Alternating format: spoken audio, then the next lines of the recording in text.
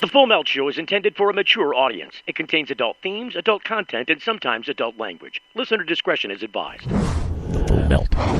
Okay. Irvin Rosenfeld's medicine arrives in the mail, 300 joints, individually wrapped, that he lights up and inhales. This has sent people to jail. Yes. But you can sit here and smoke it openly. Mm-hmm. Yep. Ironic. The other irony? Where he gets this drug. Provided by the United States. Give you this. Taxpayers give me this, correct. Rosenfeld is a holdover from a federal program that began 3 decades ago, when the government supplied marijuana to a select few patients for research. That ended in the early 90s, but Rosenfeld fought to remain, and now he and one other person are still eligible, getting pot for free, because it's the only thing he says that eases the excruciating pain of a rare bone tumor disorder. I think a lot of people are going to think this just seems wrong. It's wrong that only I and a couple of the people can do it. That's what's wrong about this. Without the medicine, okay, if I were alive, I would be homebound. I wouldn't be a good member of society. The federal government has been supplying his medication since 1982. A doctor writes a prescription. It calls for him to smoke 10 cigarettes a day. And as we saw, the 62-year-old does it during our interview, at home, at his job as a stockbroker, even driving. All possible because he says he doesn't get high. What I believe is that my body needs the substance. Therefore, my body is using it, and I'm not getting euphoria from it. He carries his prescription and news articles to prove his story in case an officer stops him. And Rosenfeld is careful.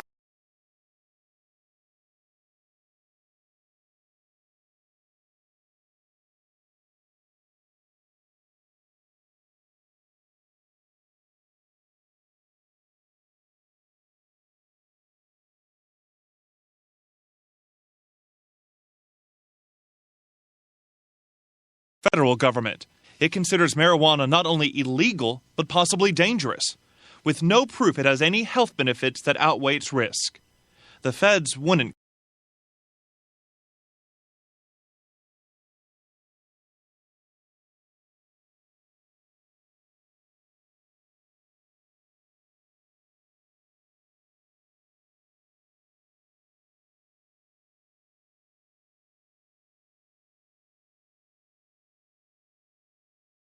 Month, a Florida jury acquitted a man who was growing marijuana to help with an eating disorder. Still, it remains illegal here for all but Rosenfeld. For now, the only one in Florida able to light up legally. Are you high? What are you talking about?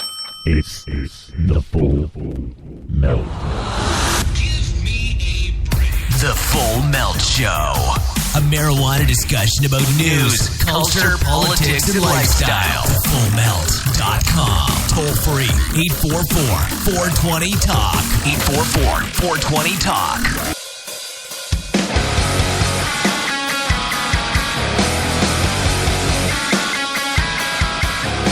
That's right. 844-420-TALK. Look, just before this program went on the air, a young lady called me up on that very number and say that, she wanted to know where we were located at. And I told her that we were in, suburban Detroit, Michigan is where the studio was. And then it seemed like she was trying to want to get directions because she was totally under the impression, and I don't know if she's getting directions or not. That's where it seemed like she was going. Was totally under the impression that this is a dispensary of some sort. I don't think she needs the dispensary. It's clear. 1-844-420-TALK. It's not 420 pot. It's not 420 MMJ. It's a talk show. It's really not hard to connect those dots. I'm suggesting this girl does not need the marijuana. That's all I'm saying.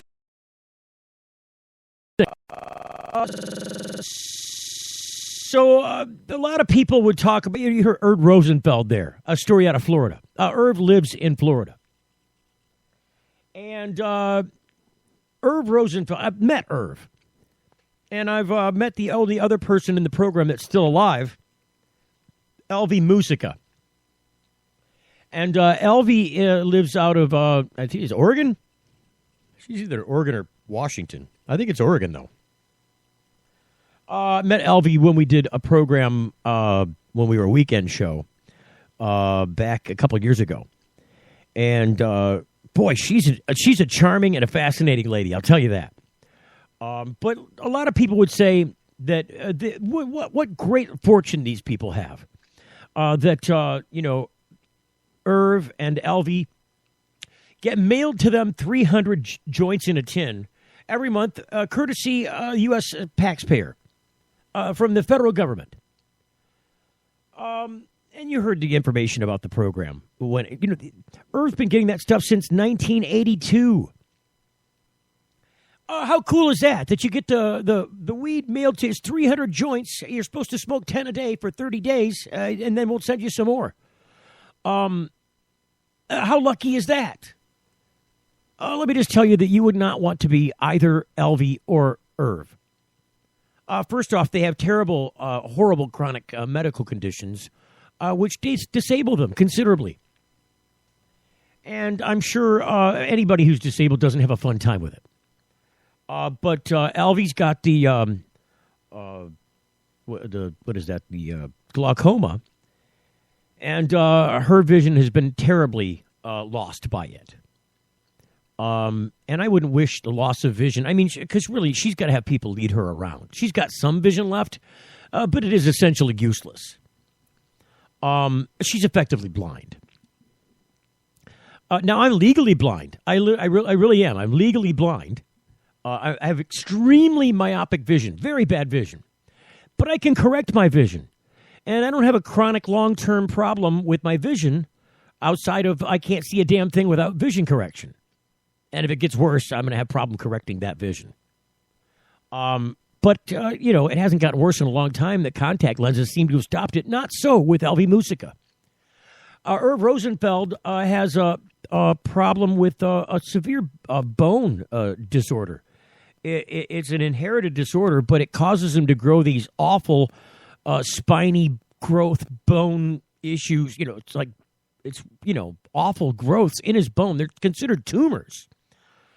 But the bone is growing in places and in ways that it should not. And the human endocannabinoid system, as I understand it, has one of the components on the wheel. I've seen the wheel. It shows all the different breakdowns of the different pieces of cannabis and what they have an effective control on in your human body. And one of them is bone growth. It regulates something with cellular growth. It really helps to regulate cellular division and growth. Normal, healthy cellular growth is regulated by the human endocannabinoid system. And so that helps Irv's problem, but also his condition is extremely painful. And he has to have surgeries occasionally to have these growths removed when they occur. So you wouldn't want to be either Irv or Elvie. Did you hear the crackling sound that Irv made when he was lighting up that joint? But it was crackling. It sounded like he was lighting a campfire, a small campfire. I mean, it sounded like the incense sound when you burn the incense. Like they got the church, it just kind of has that crackling, burning sound. Because the cannabis that they get sent by the federal government is nearly hemp quality. And so it's extremely low-grade cannabis.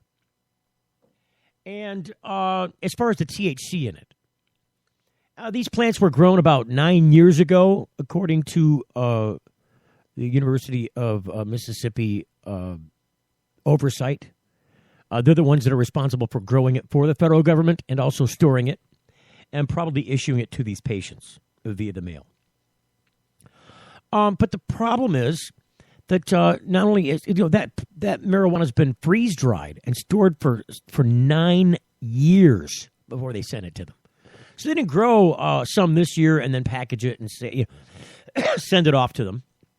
They grew it once 9 years ago, and then freeze dried a field of it, and they essentially take the whole cannabis plant, the entire thing. You ever seen a chipper shredder? like when they come out and take a tree down in the yard, and they take the tree and they run it through the chipper shredder, and now it's just a pile of mulch. It's just wood chips now. And it goes through the thing, and it's gone. What used to be a log with a bunch of branches and a bunch of leaves is now scrambled plant matter at the bottom of a barrel somewhere.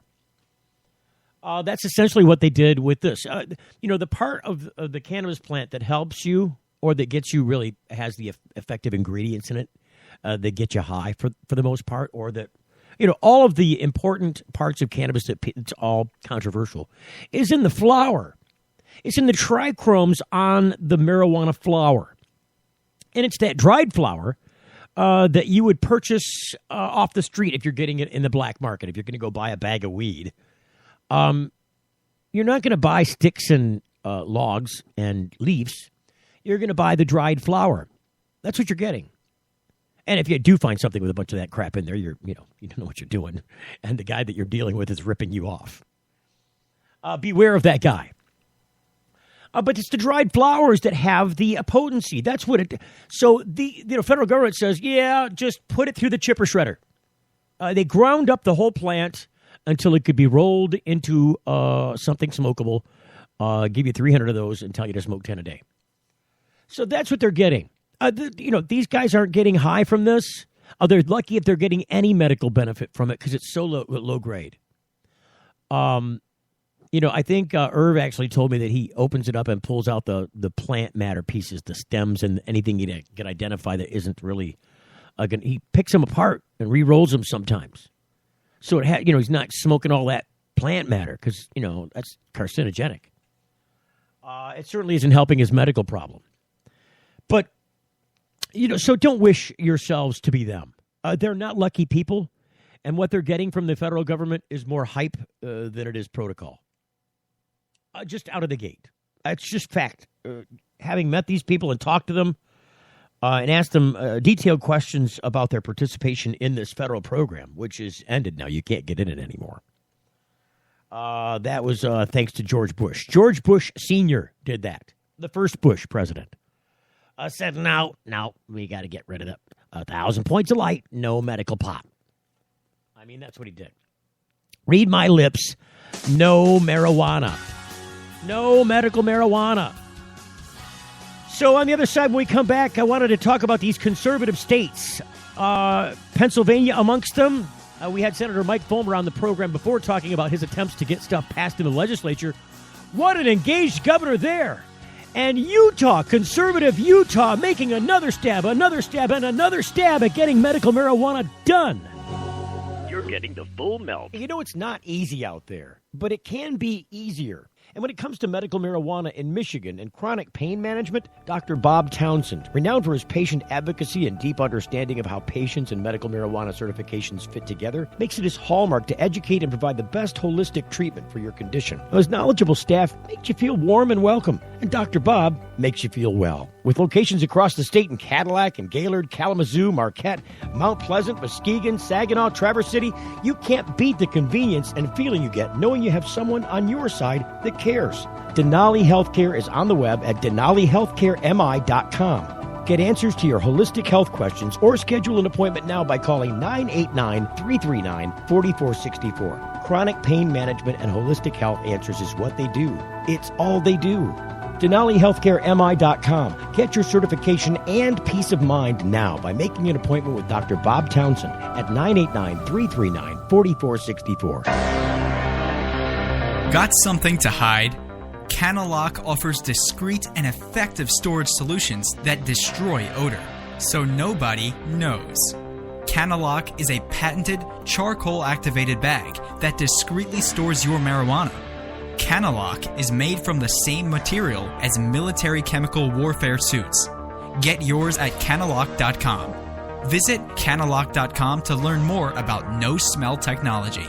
They're parasites. They've got no contribution to this society. They're preying on our community and our kids. And it's going to end badly. We've got exactly $100,000 in cash in the back of this car. I bet there's guys right there in that prison for doing just what we're about to do. I want the Breckenridge Cannabis Club to be a household name. This is us pioneering a new industry. He's going after every resort town in Colorado. His plan is brilliant. This is a big boy operation now. We are not the Amsterdam of the Rockies. We're Breckenridge. Absolutely unbelievable to us that this has happened so quickly. That's when the town erupted. All hell can break loose. I think we have an image to protect. The powerful elite has definitely put the pressure on. Everyone is playing everyone. They're going to have a target painted on their back. That is a real threat. There's $2 billion to be had next year. I plan to take more than my fair share. High Profits, Sunday night at 10 Eastern on CNN. Does your dog or cat suffer with joint disorders, arthritis, anxiety, cancer, chronic pain, or other ailments? Hemp or cannabis-based medicinal products are now legal. Why should your pets go without the same options that we have available? Try Sativus, a daily hemp oil with CBD. Sativus is quality inspected and made in the USA. Easy-to-use drops are applied directly to your pet's food.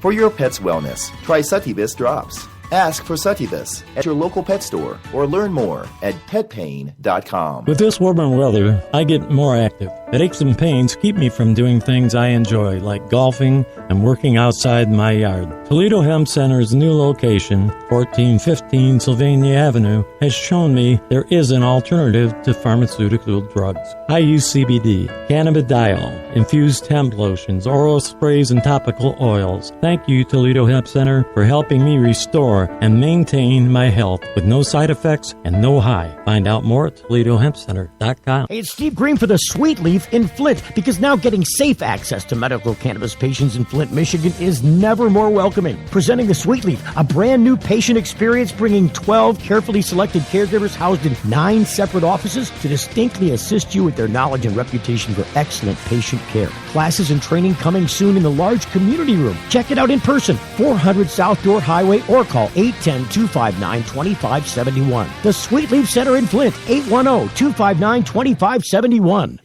It's the Full Melt Radio Show. Radio Show.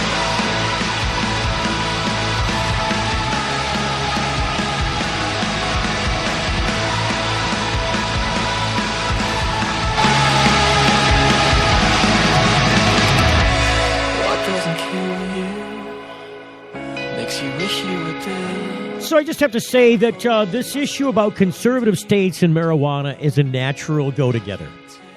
I mean, what I mean by that is that the idea that these conservative states are dealing with this issue, grappling with it, trying to understand it, trying to get something done, these two things go together very well. You wouldn't think on the face of it that they would. But it seems like the conservative states are actually, they're putting more thought into this, I think. They're taking a hard aim, a good hard look at what's going on in other places, borrowing the best of the best from the places where they're doing it, and trying to get something done. So we had Senator Tom Fulmer on the program talking about Pennsylvania. But there's been some movement in Pennsylvania. I figured I'd give you an update. I was going to read something to you, but I like stories that read themselves. So I'm going to see if we can't get this to just play, and I'll play it for you. This is from PennLive.com. See if it'll go. Oh, it's not playing. What's going on here? Oh, that helps. It wasn't plugged in. Let me try that again. Hang on. Here we go. Here we go. PennLive.com. It's been a very long journey for Mike Fulmer, I have to be honest with you. It wasn't something that I planned to do. It wasn't an issue that I can't wait to 2014 and introduce a medical cannabis bill, especially coming from my district. But after doing so, and after doing the research, and after the nudging of, and the pointing in the right direction of 2 mothers who came to my office. I'm going to mention them. It's Lolly Benchmeyer and Dana Orrick, who came to my office and shared with me a litany of information. There's a lot of misinformation out there. I think there's a lot of ignorance about what people are suffering, how much they're suffering, because we don't allow this. We don't allow doctors to do, in this case, what they do in so many other cases, that is prescribe serious drugs. And so I wanted to bring people together. I think the senators wanted the same thing, to have one more chance to get the facts out, to get people to understand what we're missing by not having access to this powerful and important drug. So a moment about the next step. How do we get this passed? Because, we got it through the Senate, and the thing about getting it through the Senate, when Senator Fulmer and I started out, we had about 6 votes. Okay, we wound up essentially with 43. We got 43 the first time. This time we had 40, but 3 people were absent. They were all yes votes. So we had 43 people.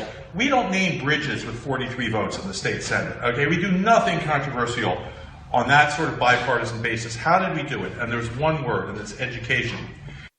So that's what it is. I mean, that's what it comes down to. You have to educate people. And the senator brought this up on the program when he was on our program. We had him on a couple weeks ago talking about his campaign. Now, he's gotten this to the Senate floor, and it seems that it's been voted in by the Senate. Now it's got to go on to the more conservative House. It seems in Pennsylvania that the House is more conservative than the Senate is. In Michigan, it's the other way around. The House is less conservative than the Senate. The Senate is in the state House in Michigan. You first would seek to become probably a representative in the House, and then you would aspire to graduate, so to speak, to the Senate. That's how many legislators, go through that process. And, being that they're term limited in both places, it gives them a course to follow. I'm not sure how that's set up in Pennsylvania, but Governor Tom Wolf there is, I have to champion him. He further signals his openness to medical marijuana by hosting a roundtable discussion at his Harrisburg residence on Monday. Let me just tell you that I wish we had a governor here in Michigan that was as jolly about the subject that he would hold a roundtable panel discussion in his home on the subject. This happened on today. It included 2 doctors, patients, and the 2 senators, a liberal and a conservative, driving the effort to make medical marijuana available to Pennsylvania residents with ailments including seizures, chronic pain, Crohn's disease, multiple sclerosis, and post-traumatic stress disorder to start with. They stressed their view Pennsylvania is on the verge of joining about 24 states which allow some form of access to medical marijuana. That's half the country. They based their optimism on the fact that the state Senate recently voted 40-7 in favor of a medical marijuana bill. Public opinion surveys show strong support, and in Wolf, the state now has a governor who supports allowing doctors to prescribe marijuana-derived treatments to those with approved medical conditions. And the story goes on. It actually goes on for quite a bit. I don't want to read the whole thing to you. But I wanted to give you some follow-up on what's happening in Pennsylvania, because they are a conservative state. I mean, Senator Fulmer, who introduced this legislation, is, he's hardcore Tea Party conservative. This is not the kind of guy you would expect championing a liberal cause like medical marijuana. But it's only been labeled a liberal cause because the liberals have taken this under their wing. It's really a humanitarian cause, and that's why you see a conservative and a liberal person both heading this up, spearheading this campaign. And these are the people, through education, have gone on to turn a 6-vote possibility into 47 votes? I just got to look it back up again. Whatever it was a lot. It was a huge 40-7. So they got 40 votes. They turned 6 votes into 40. And that's what needs to get done in states legislatively to deal with this issue. And I would say that places that end up, like Michigan did, and many other states that did this initially, even to start the first one, California did this, through referendum. That's not available to people in places like Pennsylvania. They don't really allow for a referendum process in the state of Pennsylvania. It's all got to go through the legislature. And, in places like Michigan, where they've done this through the ballot process by, submitting a petition and qualifying to get on the ballot, by these initiatives, they've already begged the legislature for years and years. In Michigan, it's been like 25 years they've been asking the legislature for a medical marijuana bill. It was dead on arrival. I mean, I don't think any ears heard the cries coming from people. But this is why we eventually pulled up our bootstraps and said, if you won't do it, we'll do it our damn selves. Because it's the right thing to do. And stop putting medical patients in prison. Stop putting people in jail over marijuana, especially the people that need it. Not the ones necessarily that are, but those guys, you shouldn't be putting them in jail either. Ultimately, that's where this message leads. And I'll just draw you back to a show that we did with Johan Hari. Mr. Hari wrote a book. He's a Londoner, so we interviewed him live from London on this program. If you get a chance at thefullmelt.com or any place where you've got our RSS feed, including iTunes and a whole bunch of reference places, toggle down to the Johan Hari Chasing the Scream episode. Because he wrote this best-selling book, and it's probably one of the finer episodes in the series we've got here. Fascinating man. But the story that he tells and the reason his book is a bestseller is because it personifies the war on drugs. It tells the tale of the history of the war on drugs through people's eyes, through the people that changed this in history, and other people, everyday, ordinary people. Some people famous, some people not so famous. All of them outlandish. All of them with some quality that is beyond normal. And in telling this story through talking about the beginning of the prohibition of cannabis, and I didn't really make this relation, and I'm tying this back eventually to these conservative states in a weak way, but it's still tied back to them. The idea, and I didn't know this, the idea that what ended up being the DEA today, the beginnings of that effort, the Drug Enforcement Administration, the team that's tagged with specifically going after enforcing federal drug law, started out with the first guy in history in this country to hold that office. But this Drug Enforcement Office didn't just spring up. It is the former remnants of the office in charge of prohibition of alcohol.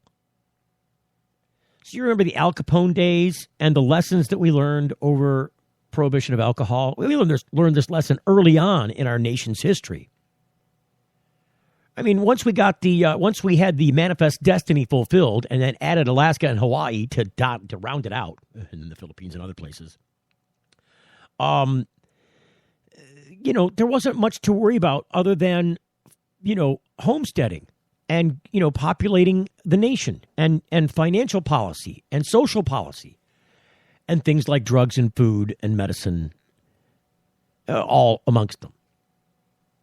And so when Harry Anslinger was a child, tells Johan Hari in his book, Chasing the Scream, The First and the Last Days of the War on Drugs. Download the book if you can. Go to chasingthescreen.com, download it. I'm telling you that it's, I'm not a reader of books. I don't read for entertainment value. I don't read casually. You won't find me curled up by a pillow at night getting ready to sleep by reading a couple chapters out of the book that I'm currently consuming. It doesn't happen.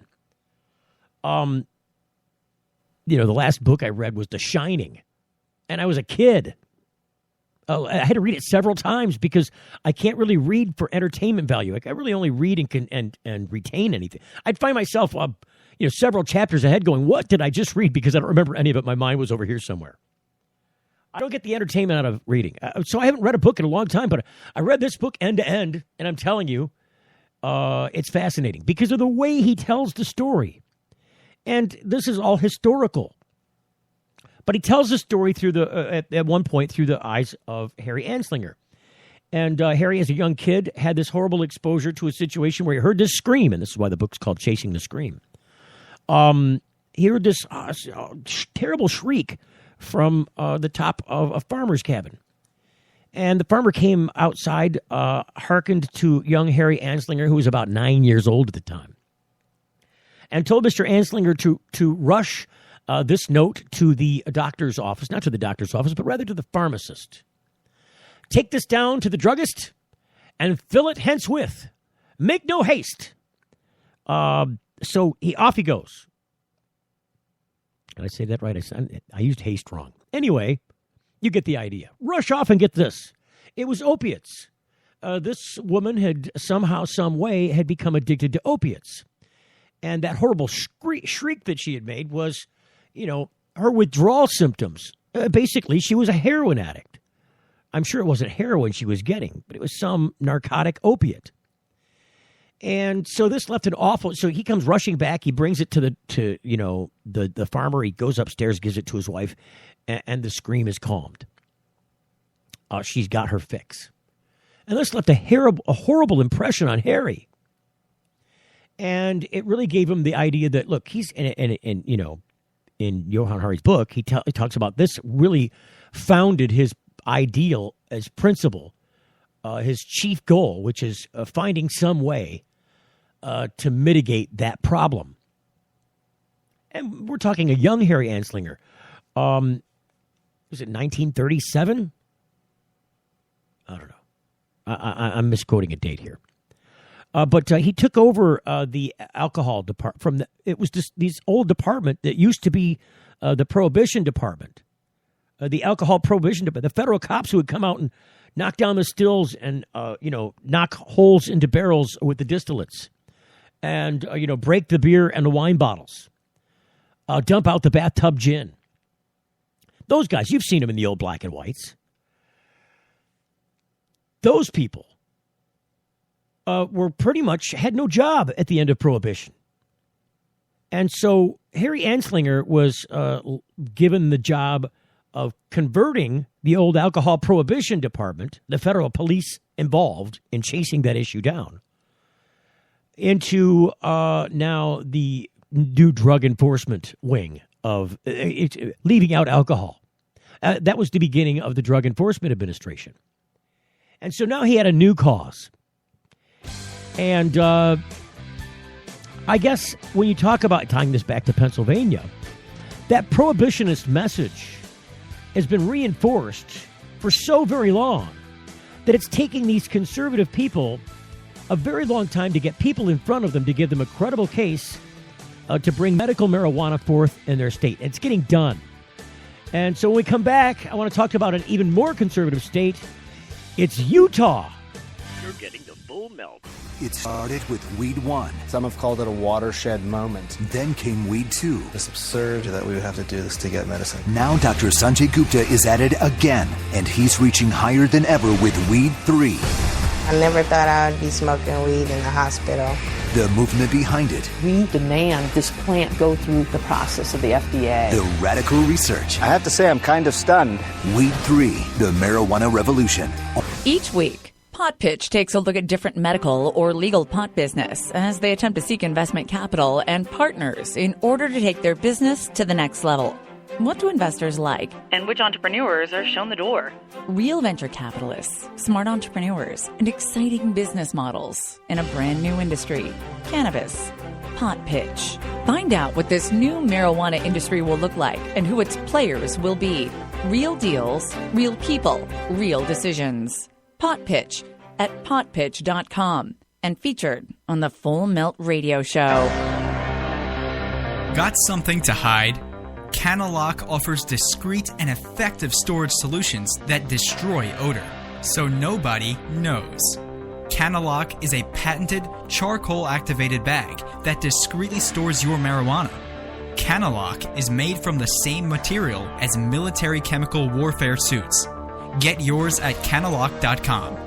Visit canalock.com to learn more about no-smell technology. Does your dog or cat suffer with joint disorders, arthritis, anxiety, cancer, chronic pain, or other ailments? Hemp or cannabis-based medicinal products are now legal. Why should your pets go without the same options that we have available? Try Sativus, a daily hemp oil with CBD. Sativus is quality inspected and made in the USA.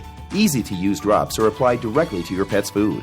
For your pet's wellness, try Sativus drops. Ask for Sativus at your local pet store or learn more at petpain.com. With this warmer weather, I get more active. But aches and pains keep me from doing things I enjoy, like golfing and working outside my yard. Toledo Hemp Center's new location, 1415 Sylvania Avenue, has shown me there is an alternative to pharmaceutical drugs. I use CBD, cannabidiol, infused hemp lotions, oral sprays, and topical oils. Thank you, Toledo Hemp Center, for helping me restore and maintain my health with no side effects and no high. Find out more at ToledoHempCenter.com.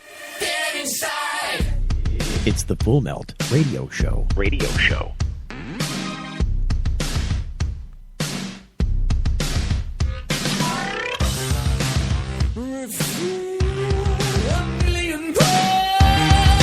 So just a program note, Mr. Jerome Scott will be on the program tomorrow. Mr. Scott is currently hanging out in Indiana, got busted there with his marijuana, and ended up, so this was about a year ago, I think. He ended up in front of the judge, and, I think the problem was that, Mr. Scott, who happens to be a Michigan resident as well, he has property here in Michigan somewhere, because he is a medical marijuana card holder and caregiver in the state of Michigan. He was busted in Indiana over weed. And so he is somebody who claims to be a Rastafarian, to follow the Rastafarian culture. And we had Mr. Bill Levin on the program a few weeks back talking about the RFRA, which is the Religious Freedom Restoration Act, and the controversial legislation there that they passed and signed into law, and then had to walk back on severely because it seemed like they were trying to use this, and really the proponents behind it, wanted this for the purpose of being able to discriminate against people, primarily gay people, but anything really that you could object to religiously, including marijuana, I suppose. However, in the event and instance that marijuana is your religion, or religious sacraments, according to this law, cannot be interfered with. You got to, stay out of the church's business. This is a church affair. We're consuming our cannabis here because it's a sacrament to our religion. And so, being that he claims he's a Rastafarian, I wanted to talk to him about how his case ended up. And so he'll be on the program tomorrow. Incidentally, you can hear us here normally between 7 and 8 p.m. Eastern Standard Time, Monday through Friday at thefullmelt.com. And right there at the top of the page, Spreaker, there's a link to Spreaker. You can click through there. Follow us there, please. And if you get a chance, like and follow us at Facebook and Twitter, respectively. The links to those are both at the top of the page. It helps us to proliferate the program. It really does. So getting back to this issue about conservatives and marijuana, actually, we're kind of past that now. I wanted to talk, well, not really, because I haven't talked about, wanted to get to Utah. And it might take me a second here to reference the story, because I'll tell you, just a few, even 2 years ago, you could not Google the term medical marijuana and find really any stories outside of maybe California and Colorado, a couple states. But the stories were older ones. They were from a few months ago or from last year. Nothing current. Today, if you Google the term medical marijuana news or marijuana news, you'll see that there is a plethora of stories. There's 5 pages here. Just today, about stories that happened in the last 24 hours. So that's a lot. I mean, we're talking about the span of a couple of years here. As states, there's 6 pages here.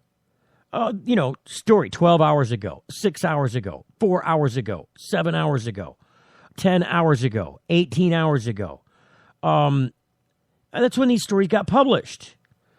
I may have to just do this separately, because I want to. Utah's an important subject to me, because we're talking about conservative states and medical marijuana, and I can't leave Utah out of the mix, because if you Google conservative states in the U.S., you'll find that conservative, Utah makes the list like in the top 3 or 4. But Utah, back in March, the story was, a medical marijuana law died Monday when a final reading of the bill didn't happen. It died in committee. Today, and I have to champion Utah for this, because, the likes of Senator Orrin Hatch and I are not the same cup of tea. We're in different camps altogether. Completely. I am definitely a progressive when talking politics. Me personally.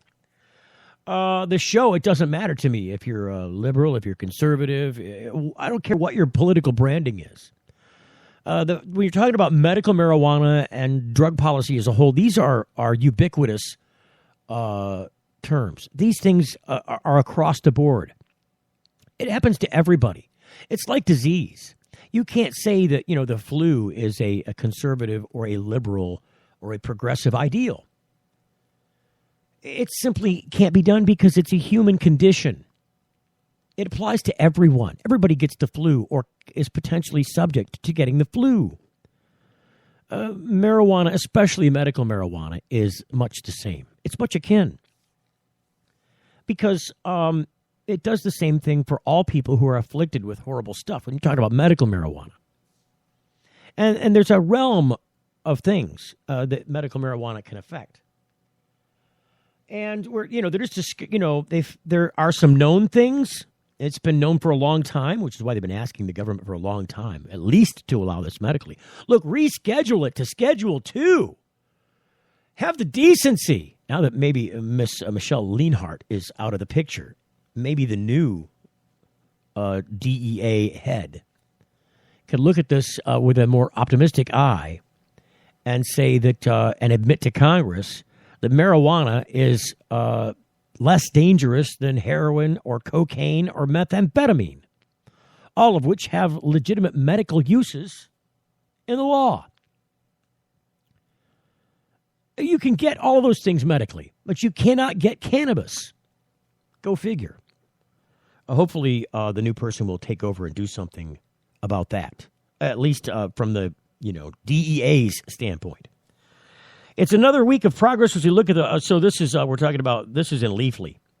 Leafly talks. They've been talking about stuff in Kansas and in Missouri and in Montana and Oregon, Texas. Boy, there's some stuff happening both in Texas. Big news also today. We'll hopefully get to it before we get out of the program today.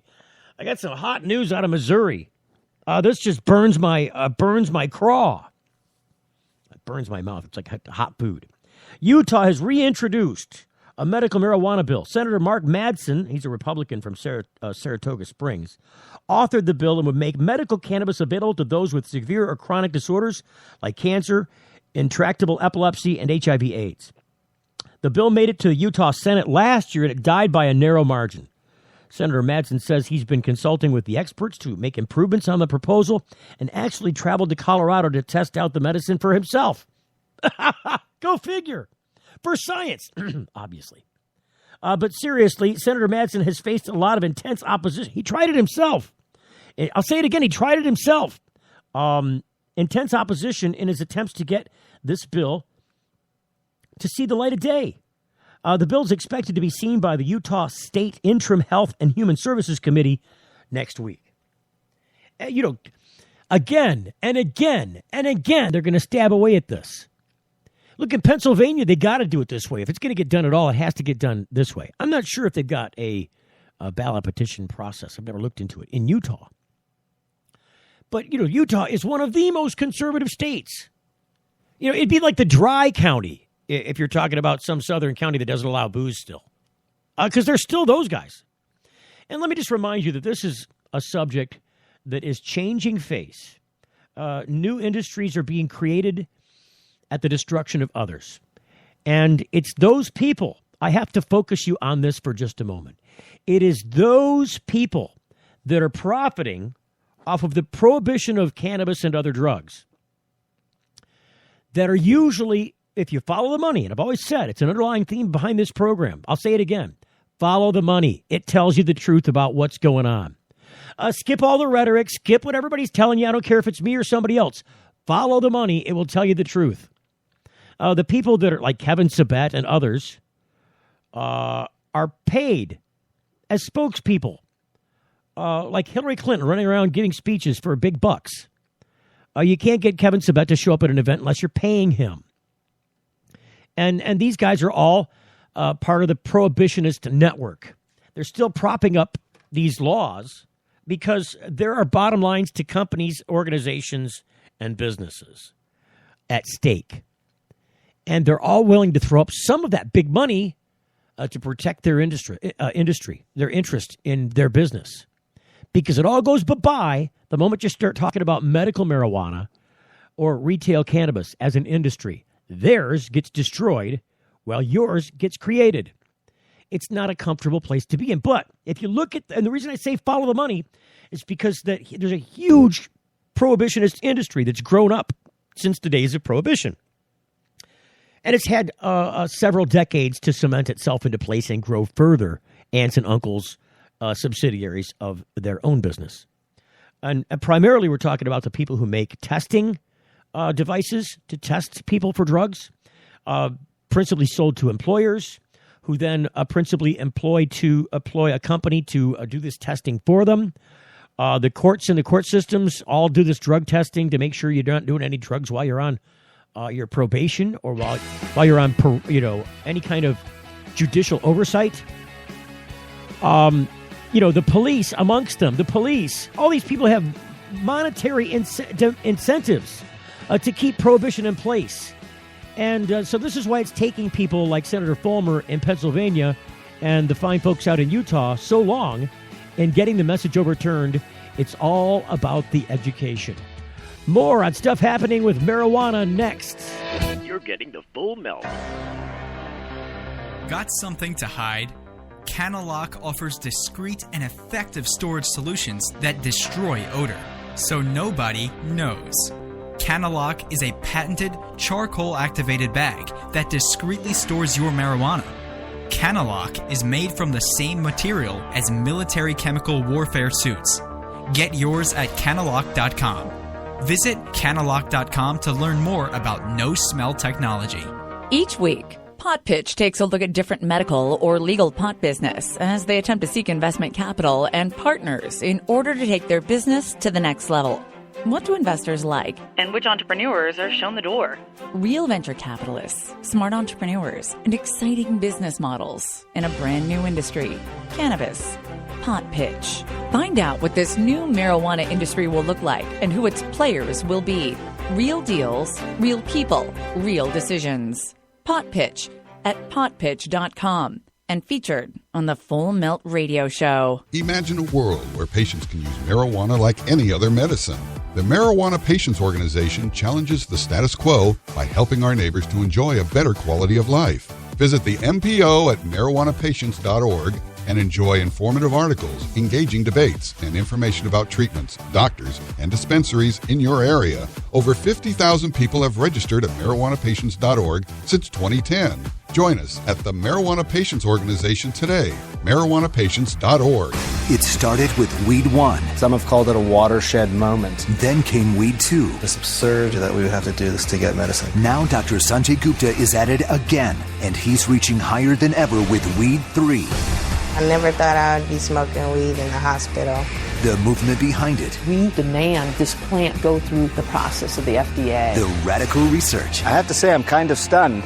Weed 3, the marijuana revolution. Hey, it's Steve Green for the Sweet Leaf in Flint, because now getting safe access to medical cannabis patients in Flint, Michigan is never more welcoming. Presenting the Sweet Leaf, a brand new patient experience bringing 12 carefully selected caregivers housed in 9 separate offices to distinctly assist you with their knowledge and reputation for excellent patient care. Classes and training coming soon in the large community room. Check it out in person, 400 South Dorr Highway, or call 810-259-2571. The Sweet Leaf Center in Flint, 810-259-2571. 571. They're parasites. They've got no contribution to this society. They're preying on our community and our kids. And it's going to end badly. We've got exactly $100,000 in cash in the back of this car. I bet there's guys right there in that prison for doing just what we're about to do. I want the Breckenridge Cannabis Club to be a household name. This is us pioneering a new industry. He's going after every resort town in Colorado. His plan is brilliant. This is a big boy operation now. We are not the Amsterdam of the Rockies. We're Breckenridge. Absolutely unbelievable to us that this has happened so quickly. That's when the town erupted. All hell can break loose. I think we have an image to protect. The powerful elite has definitely put the pressure on. Everyone is playing everyone. They're going to have a target painted on their back. That is a real threat. There's $2 billion to be had next year. I plan to take more than my fair share. High Profits, Sunday night at 10 Eastern on CNN. It's the Full Melt Radio Show. Radio Show. I'm in love with an angel. Heaven forbid. Make me believe. Plugged into the internet from high atop Marijuana Mountain. There's no mountain of marijuana here. You've got it on the Full Melt program. Look, we've been talking about conservative states, and we're talking about prohibition of cannabis, the big changes in place. Let me tell you, when I saw this story out of Memphis, Tennessee today, I nearly pooped a brick.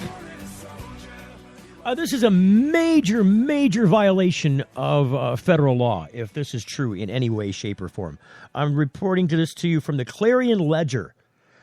Florida advocate of legalizing marijuana says a threat prompted him to withdraw his offer to pay supporters of Mississippi's petition drive to gather signatures on petitions for a statewide election. That's the headline. Are you serious? Jeremy Buford of Medical Marijuana United in Tampa, Florida, offered in April to pay $1 or $2 for each certified signature, which is the going rate. In Michigan, you'd have to get like 357,000 signatures, I believe, is the barrier. And in order to ensure that some of those aren't disqualified, duplicate signatures, unlegible, not registered voter, didn't fill out the form right, whatever, they're going to find some of them and, take a percentage. They're going to take a sampling and say, okay, however, out of these 10,000, we found, 20% that have a problem. So we're going to discount 20% of the number of signatures. So they're going to have to get more than that to qualify. And a considerable, because they don't know how many they're going to just potentially disqualify. So they have to get more. So you might as well talk about 500,000 signatures in Michigan. That's $1 million if you're talking $2 a signature. But this guy was willing to do this. This is a Florida guy willing to pay for the signature collection gathering in, Missouri. Kelly Jacobs of DeSoto County, who initiated the ballot initiative 48 drive, told the Commercial Appeal that the Commercial Appeal, I think, is a publication, that Buford sent an email saying he was dropping out because of a threat. Buford did not respond to an email Sunday from the Associated Press. The newspaper said he did not return its phone call.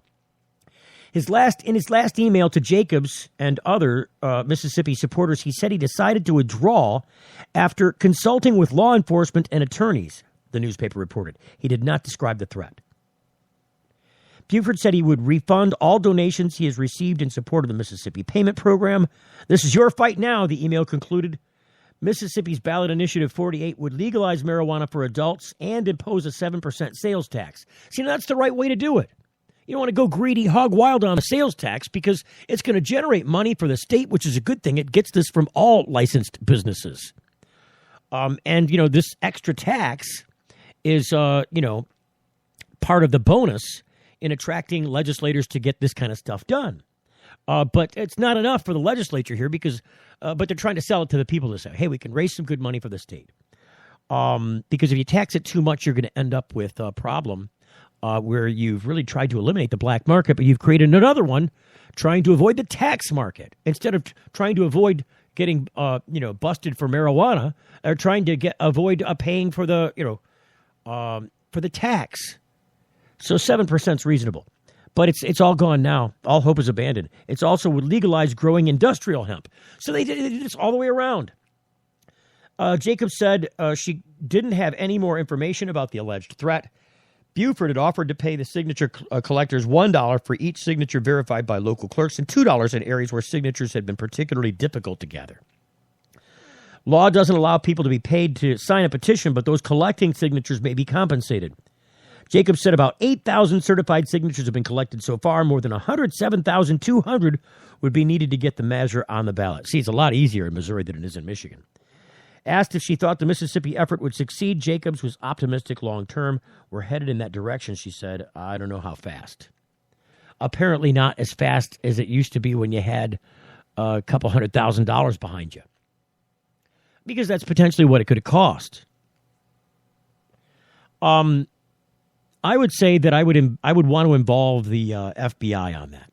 I mean, federal law enforcement officers need to take a hard look at people who would threaten any campaign.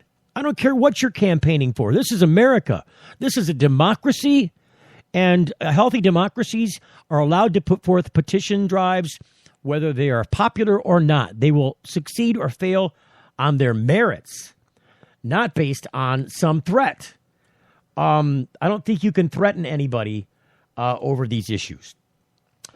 The other story that I wanted to kind of glance over, if I get an opportunity to here, because like I said, there's a billion stories, and finding the right one is a trick sometimes. I mean, 5-6 pages of stories. Why banks still want nothing to do with marijuana as legalization spreads. This is according to The Cannabist. At thecannabist.co. While the U.S. Treasury has offered a pot banking workaround and some smaller banks now accept cannabis cash, large firms remain wary, and the pot industry is looking to Congress. This also is a story today out of New York. The U.S. government has opened a new line of business for America's biggest banks, and for once, they don't want it. Little wonder, it's cash from legalized marijuana. The financial crimes arm of the Treasury Department is making it easier to deposit the fledgling industry's growing revenue. At last count, nearly $3 billion annually, and almost all in cash. The government wants to take the revenue and keep it away from organized crime, and it figures banks with strong compliance departments can best help it track the money. At the same time, federal bank regulators have remained silent on the issue, raising the specter that banks could run afoul of federal drug laws if they accept the cash. That's left the banking industry, and these are very conservative people. You don't mess with my bank account. Especially if you're the bank. That's left the banking industry dazed and confused about what to do, even as legal marijuana sellers in 23 states and the District of Columbia are faced with mountains of cash piling up in warehouses and basement vaults. More than 200 million Americans live in states where there is some form of legal marijuana, said Rep. Earl Blumenauer, an Oregon Democrat, who's pushing a bill on marijuana taxation. It's a disservice to those business people to deny them normal access to banking services. And so a new bank has pulled out. It's been just over one of the banks that was doing medical, one of the few banks. You can count them on, I think, half a hand. The banks doing marijuana business. And if you've got an account with one of these banks, you're not going to get their, economy business plan. You're not going to get anything on their standard lineup as far as pricing goes. They're going to charge you 3 to 4 times their most expensive business account because of all of the extra checking, the fact checking, the detailing, so that the federal government is happy that they're not doing business with a terrorist or with somebody that's part of a gang or that's involved with guns or other illegal trade. It's been just over 1 year since the Financial Crime Enforcement Network, also known as FinCEN, first provided instructions to banks on how they can both accept marijuana business dollars and still complies with the laws. Since then, the industry has been surging. It's getting financing from investment funds and pot icons like Willie Nelson and the estate of Bob Marley pitching new products. Yet few banks have opened their doors, prompting some 100 business people from the cannabis industry to descend on Washington last month to lobby Congress for greater access to banking. This is a real threat. You want to talk about public safety? Look, people lose their lives over a purse, over not turning over their wallet. We're talking more cash on hand than one person could get away with in a bank robbery. In an average bank robbery, people walk out with, generally a couple, $3,000. They don't publish it. But that's usually the most that they end up walking out with in the average bank robbery. It's less than a few grand. These people have tens of thousands of dollars in cash laying around somewhere. And when people figure out where it's at and how they can get to it, they're going to try. It's just the nature of crime. if you're looking to save public safety, allow the banks to do business with the cannabis industry. So looking forward to tomorrow. Tomorrow is another day. Please drive safely. If you're in a state with legal cannabis or medical cannabis, obey your per se maximum in the law. Don't drug and drive.